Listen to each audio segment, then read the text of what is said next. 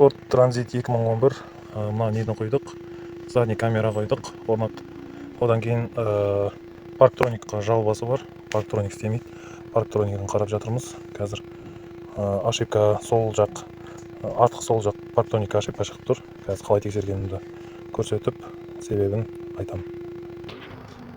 Міне мынау ошибкасы. Мына жақтағы парктроникке ошибка болған, орындарын ауыстырып көрдім, анау шеткісімен.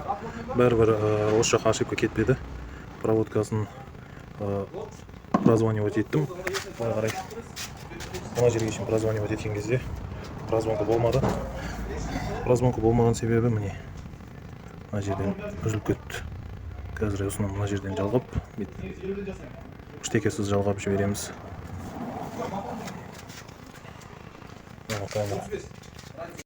Парктроникті жасап қойдық. Бірақтан зажигание ешқандай ошибка жоқ, бірақ заднийға салған кезде постоянно пиқылдап тұр. Неден екен бұл пиқылдап тұрғаны? Соны қазір қарау керек. Ешқандай ошибка жоқ бірақ. Парктроник істемей тұрған кезінде фаркоп орнатып қойған, бірақ фаркопты биік орнатып қойды. Постоянно істеп тұрған фаркоп орнатылған екен. Сол фаркопты көріп тұр.